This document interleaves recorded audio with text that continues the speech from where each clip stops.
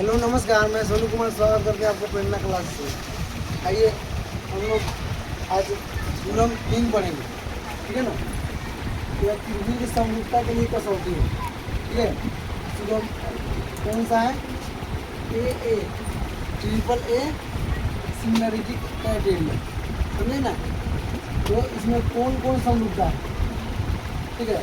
पहला दूसरा थेल्स पर में था, एक नंबर था थेल्स और थेल्स का विलोम था दूसरा, और तीसरा है आपका त्रिभुज की समरूपता के लिए कसौटी है, समझे कि नहीं। तो इसमें ए कौन कौन समरूपता है इसको याद रखना है। जैसे इसमें सर्वांग समता था, ठीक है ना। इसमें क्या था? सर्वांग समता था 9th क्लास में। इसमें आपको समरूपता पढ़ना है, ठीक है। तो इसमें है ट्रिपल ए समरूपता, ट्रिपल ए सिमिलरिटी क्राइटेरिया। अब देखिए 6.3 पर में क्या कह रहा है, ध्यान दीजिए। आपको कथन याद करना पड़ेगा, जो भी स्टेटमेंट है आपको याद करना पड़ेगा, परीक्षा में यही रहेगा। आपको इशारा के सारा अपने खुद से करना है, ठीक है। तो पर स्टेटमेंट क्या करना, ध्यान दिए।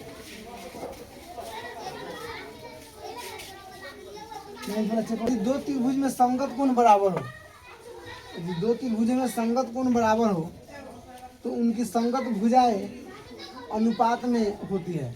मतलब संगत कोण बराबर हो कहने का मतलब कोण ए है, कोण ए जो हो कोण पी के बराबर हो, ठीक है। कोण बी है, जो कोण बी है किसके बराबर हो? कोण क्यू के, इसके बराबर हो। और कोण सी जो है कोण आर के बराबर हो, समझे। तो क्या सिद्ध करना है? तो उनकी संगत भुजा एक ही अनुपात में होती है। संगत भुजा का मतलब ए बी बटा पी क्यू, देखो यहाँ, और बी सी बटा पी आर, चाहे ए सी बटा पी आर और बी सी बटा क्यू आर होता है। मतलब यही हमको सिद्ध करना है, स्टेटमेंट के अनुसार, समझ गए। तो ये त्रिभुज समरूप होते हैं। ये त्रिभुज क्या होता है? सिमिलर होते हैं। अब आइए, अब सबसे पहले क्या करना है, जितना ए बी है ना उतना ही इसमें से पी एम काट लीजिए। यहाँ से काट लेना है, यहाँ से काट लेना है, ठीक है। और जितना ही ए सी है उतना ही बराबर इसमें से काट लेना है पी एम, ठीक है। और इसको मिला देना, वही लिखे हैं पी क्यू में से ए बी बराबर पी एम तथा पी आर में से ए सी बराबर पी एन काट लिया। यहाँ से हम इसके बराबर काट लिए और इसको मिला दिए, ठीक है। रचना में वही लिखा जाता है जो कि हम पढ़ते हैं, ठीक है, जो क्वेश्चन में नहीं होता है। सिद्ध करने के लिए हमको ये सब करना पड़ता है। अब प्रमाण हमको देना है, अब इसको साबित करने के लिए प्रमाण प्रूफ चाहिए हमको। क्या प्रूफ है? तो ए बी बराबर पी एम, ए बी बराबर पी एम कहाँ से लाया है? यहाँ बगल में लिखना पड़ेगा, रीजन लिखना पड़ता है। तो ए बी बराबर पी एम रचना में है, देखिए ए बी बराबर पी एम रचना में ना है पी एम, और ए सी बराबर पी एम, ए बी तो आपको रचना में है, देख रहे हैं, रचना से लिए हैं। और कोण ए बराबर कोण पी, और कोण ए बराबर कोण पी कहाँ लिखा हुआ है? दिया है, यहाँ लिख दिए दिया है। बगल में रीजन लिखना पड़ता है, कुछ भी आप पढ़े ना उसको बगल में लिखना पड़ेगा। अब देखिए दो को भुजा बराबर हो गया और कोण बराबर हो गया, ठीक है। कहने का मतलब है ए बी बराबर पी एम, ए बी बराबर पी एम और ए सी बराबर पी एम, और दो को भुजा बराबर हो गया, उसके बीच का कोण बराबर हो गया। तो कौन सा समरूपता लग जाएगा? सर्वांग समता लगेगा, क्योंकि सारा कुछ बराबर हो रहा है। तो बराबर होता है तो सर्वांग समता लगता है। तो एस सर्वांग समता से आपका दोनों त्रिभुज जो है, त्रिभुज कौन सा? दोनों त्रिभुज ए बी सी और पी एन क्या होगा आपका? सर्वांगसम हो जाएगा। जब त्रिभुज सर्वांगसम हो जाता है तो उसका हर चीज बराबर हो जाता है। कोण भुजा हर चीज बराबर होता है। कोण बी बराबर कोण एम, आप कह सकते हैं कोण बी जो है कोण बी जो है कोण एम के बराबर हो गया, ठीक है। और कोण बी बराबर कोण क्यू, और कोण बी है इस कोण क्यू के बराबर हो गया, ठीक है। तो ये आपको सीपी से बराबर हो गया, corresponding part of congruent triangle. मतलब सर्वांगसम त्रिभुजों का संगत भुजाएं और कोण सारा कुछ बराबर होते हैं, ठीक है। और कोण बी बराबर कोण क्यू, कोण जो बी है ये वाला, तो किसके बराबर हो गया? कोण बी बराबर कोण क्यू है इसके बराबर हो गया, ठीक है।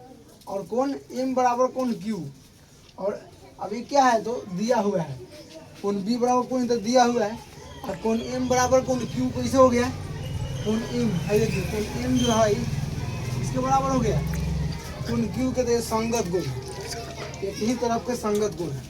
संगत गुण बताए थे आपको जब बेसिक कंसेप्ट चल रहा था, तो बताए थे अगर दो प्रतिच्छेदी दो समांतर रेखा है, ऐसे कोई रेखा उसको काट रहा है तो उसके संगत कोण बराबर होते हैं। ऊपर वाला ऊपर के बराबर हो जाएगा, समझे कि नहीं, फिर नीचे वाला नीचे के बराबर हो जाएगा। फिर उसी तरह इस साइड में ऊपर वाला के बराबर हो जाएगा, नीचे वाला इसी को बोलते हैं संगत कोण। ठीक है, एक ही तरफ के संगत कोण, समझ में आया कि नहीं, कंसेप्ट क्लियर है। चलिए, तो तीन चीज बराबर हो गया। अब देखिए कि क्या बराबर हो रहा है, कोण बराबर हो रहा है। तो कोई भी त्रिभुज के समरूप होने के लिए या तो उसकी भुजा एक ही अनुपात में होना चाहिए, चाहे आपको कोण बराबर होना चाहिए, तो क्या कहलाएगा, समरूप कहलाएगा। ठीक है, अब कोण बराबर हो गया, ठीक है ना, तो ये रेखा जैसे मान लिए यह कोई समांतर रेखा है, इसमें कोण हो गया बराबर हो गया, इसमें कोण बराबर, तो इसको कह सकते हैं कि दोनों रेखा जो है यह क्या है, समांतर रेखा है। यहाँ लिख दिए हाई एम एन समांतर पी क्यू।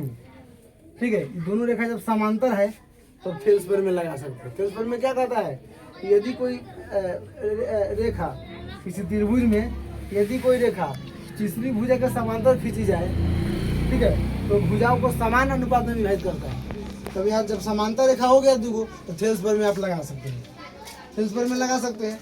यानी इसमें क्या हो जाएगा, देखिए पी एम बटा एम क्यू, देखिए, और पी एन बटा एन आर, फेल्स लग गया। अब यहाँ देखिए, अब इसका उल्टा कर देंगे, व्युत्क्रम मतलब उल्टा कर देंगे, व्युत्क्रम मतलब नीचे वाला ऊपर हो जाएगा, ऊपर वाला नीचा हो जाएगा, तो पी एम बटा ही हो जाएगा, एम क्यू बटा पी एम हो गया, उल्टा कर दिए। अब सब में एक जोड़ दे रहे हैं, क्या कर रहे हैं, एक जोड़ रहे हैं। काहे एक जोड़ रहे हैं, क्योंकि हमको पूरा चाहिए।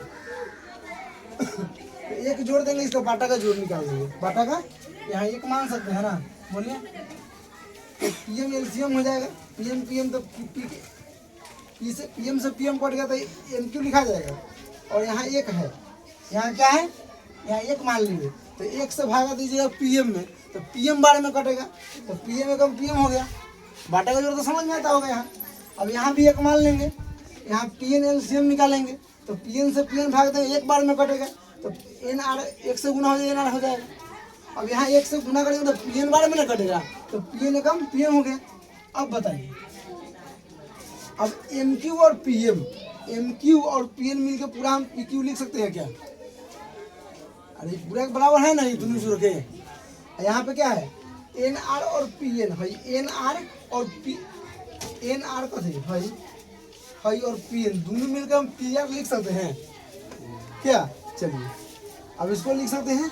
अब एक बार और उल्टा करेंगे, एक बार और इसको व्युत्क्रम करें, यहाँ लिखते हैं व्युत्क्रम करने पर, मतलब नीचा वाला ऊपर, ऊपर वाला नीचा हो गया, यहाँ हो गया। अब क्या कर रहे हैं, उल्टा कर दिए, तो पीएम जो है, पीएम किसके बराबर है, देखिए कहीं लिखे हैं, पीएम जो है ए बी के बराबर है, तो पीएम पे जगह पर ए बी लिख दिए, कोई दिक्कत। और ए सी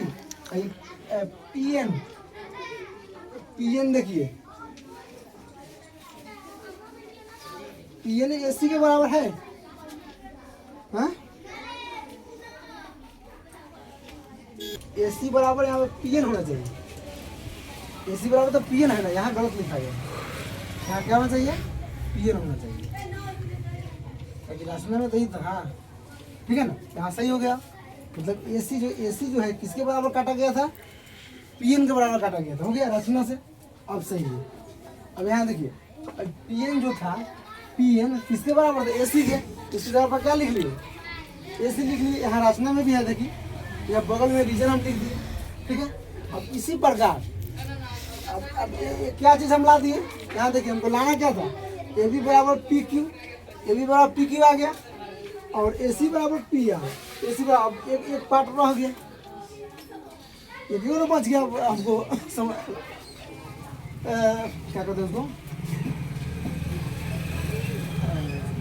अनुपात में लाने के लिए, ठीक है ना, मतलब समानुपाती लाने के लिए। अब दो चीज़ हो गया तो तीसरा ऑटोमेटिक हो जाएगा। अब मैथ में ऐसा चलता है, अगर दो चीज़ आप प्रूफ कर दिए तो यहाँ लिखेंगे इसी प्रकार आपका AB बराबर BC भी हो जाएगा। अब इसी प्रकार कहने का मतलब जिस तरह आप इसको किए हैं इतना, उसी प्रकार यहाँ आप ऐसे लिख सकते हैं। अब ऐसा नहीं कि इसको लिखने के लिए पेन आप पूरा इतना कीजिए, ऐसा नहीं संभव है, समझे कि नहीं। मतलब इतना जब आप इतना ला दिए तब यहाँ इसी प्रकार से आप लिख सकते हैं आगे वाला प्रोसेस। अब इन्हें कि फिर पूरा इतना कर के फिर दिखाना तो पॉसिबल नहीं है ना। यहाँ मैथ में ऐसा ही चलता है। इसी प्रकार आप AB बराबर PQ और BC बराबर जो बच गया इतना हो जाएगा। अब क्या आप देख लिए, तो आप समीकरण इसको 1 मान लिए, इसको 2 मान लिए। अब 1 और 2 को देखिएगा तो क्या हो जाएगा, ये दोनों क्या हो जाएगा, दोनों सेम है तो खत्म हो जाएगा। अब AB बराबर BC हो गया, ठीक है।